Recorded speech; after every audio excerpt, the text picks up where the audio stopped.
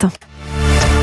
La revue de presse d'Europe 1, Olivier Delagarde, on commence avec vous avec un gros coup de froid sur l'actualité. Eh oui, vous avez entendu la météo, Jacques ? Eh bien, il n'y a pas que le thermomètre d'Anissa qui affiche des températures négatives ce matin. L'actualité, ce sont aussi les relations transatlantiques de plus en plus fraîches. Soufflant en rafale d'outre-Atlantique, une bise glaciale traverse l'Europe, écrit Jean-Dominique Merchet, la une de l'Opinion. Et l'on songe bien sûr à la fable de La Fontaine, poursuit-il.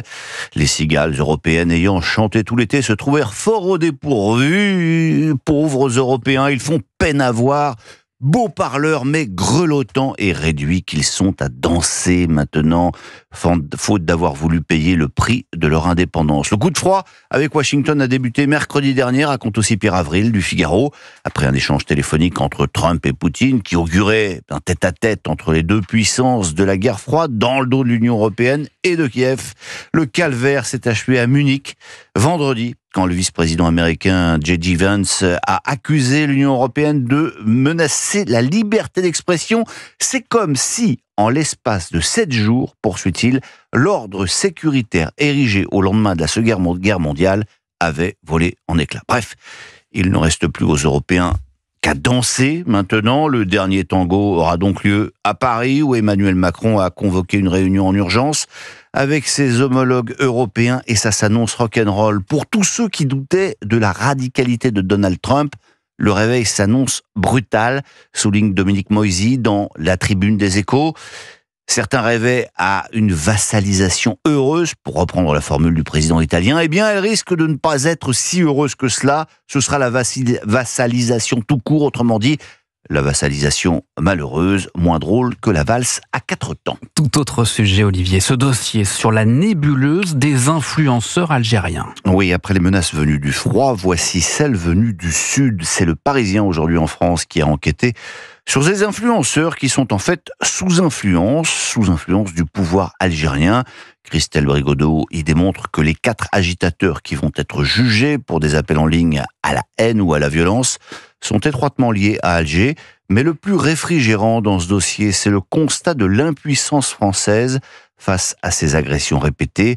Le journal s'est procuré une note confidentielle des agents du renseignement. Les moyens d'entrave sont limités, peut-on y lire. Bref, on ne peut pas faire grand-chose. À croire, résume Nicolas Charbonneau dans son éditorial, que l'arsenal français est aujourd'hui conçu pour se tirer une balle dans le pied. Sinon, des nouvelles d'Emmanuel Macron ?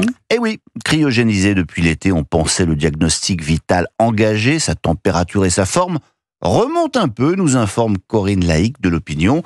Comme dans Hibernatus, tout arrive, la phase de déni absolu face aux conséquences de la dissolution est révolue. L'ambiance est même à la réconciliation avec ceux qui ont désapprouvé cette dinguerie. Bon, il ne va pas jusqu'à regretter cette dissolution, faudrait quand même pas pousser, mais en privé, Emmanuel Macron confie toutefois une double erreur, avoir changé de Premier ministre début janvier, puis surtout avoir choisi Gabriel Attal, dont il a découvert, mais un peu tard, qu'il ne pensait qu'à 2027. Avant 2027, il y aura 2026 et les élections municipales. Et à Lyon, le maire écolo Grégory Doucet risque de se retrouver devant un challenger de poids, révèle le Figaro. Jean-Michel Aulas, l'ancien président de l'Olympique lyonnais, déclare y réfléchir sérieusement.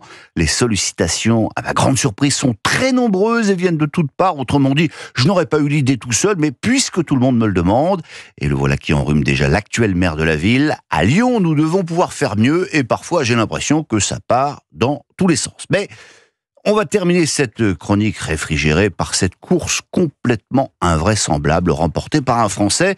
C'est dans le Parisien aujourd'hui en France que vous lirez ça. Mathieu Blanchard vient de remporter la Yukon Arctic Ultra. Qu'est-ce que c'est que ça ? Eh bien, vous allez voir, on ne sait pas si on doit le féliciter ou l'enfermer d'urgence. En tout cas, avant de dire qu'il fait froid ce matin, ayez une pensée pour cet être humain qui vient de courir 600 km en 8 jours dans la neige du Grand Nord canadien et jusqu'à moins 50 degrés, vous avez parfaitement entendu. Moins 50 degrés. En fait, explique ce spécialiste de la congélation sportive à Romain Baheux, il y a froid et froid. Nuance. Moins 5 ou moins 10, c'est l'été. À moins 20 degrés, ça commence à être du vrai froid. Moins 30, on entre dans un autre monde. À moins 40, l'air nous fait mal quand on respire. Enfin, le problème, c'est que si on doit s'arrêter parce qu'on a un petit pépin à moins 50, l'arrêt, c'est la mort. Oh, le cauchemar. Bref, à ces températures-là, conclut-il, et comme le chantait Bowie, on est sur Mars. Merci beaucoup Olivier C'est Delagarde. au-delà de la performance.